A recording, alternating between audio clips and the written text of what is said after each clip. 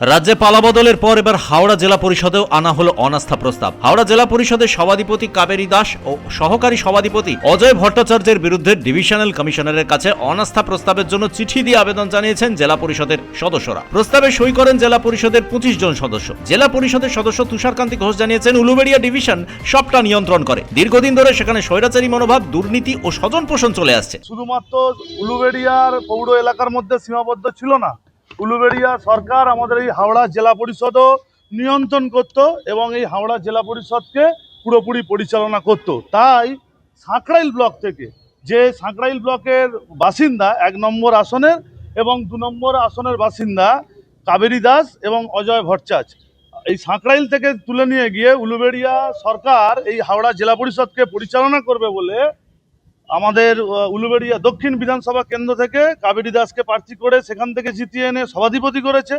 আর উলুবেড়িয়া পূর্ব বিধানসভা কেন্দ্র, যার আজকে ঋতব্রত বন্দ্যোপাধ্যায় যার বিধানসভা সদস্য, রাজনৈতিকভাবে উলুবেড়িয়া সরকার সেই এটাও চালাতো, উলুবেড়িয়া পূর্ব বিধানসভা কেন্দ্র, সেখানকার থেকে জিতিয়ে এনে অজয় ভট্টাচার্যকে সহকারী সভাধিপতি করেছিল। আজকে ভেবে রাখুন, এই এত বড় জেলায় এই উলুবেড়িয়া থেকেই সরকার পরিচালিত করবার জন্যে জেলা পরিষদকে পরিচালনা করেছে। কোনো রকমভাবে কোনো সদস্যদের কোনো রকম কোনো গুরুত্ব দেওয়া হয়নি, একটা বসবার বেঞ্চ পর্যন্ত দেয়নি, ঘর তো দূরের থাক।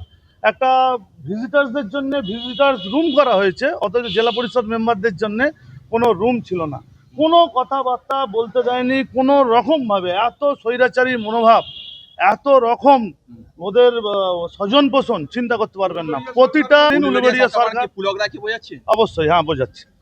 তার কারণ আমি বলি, একদম প্রাক্তন মন্ত্রী তার নির্দেশেই জেলা পরিষদের এই রকম সমস্ত রকম তাদের কর্মকাণ্ড হয়েছে এবং সভাধিপতি, সহকারী সভাধিপতি থেকে শুরু করে যত বিধায়ক আছে সব বিধায়কদেরকে হ্যান্ডিক্যাপ্ট কর্মাধ্যক্ষগুলো, মানে হ্যান্ডিক্যাপ্ট পদগুলো তাদের প্রতিনিধি, তাদের এলাকা থেকে যারা জিতেছে একটা একটা করে দেওয়া হয়েছে। আজ বিক্ষুব্ধ তৃণমূল জেলা পরিষদের সদস্যরা হাওড়া ময়দানে জেলা পরিষদ অফিসে জমায়েত করেন। কাল থেকে নতুন অফিসের সামনে ধর্নায় বসবেন বলে জানিয়েছেন তারা। হাওড়া থেকে সুমন আদকের রিপোর্ট, পুবের কলম ডিজিটাল।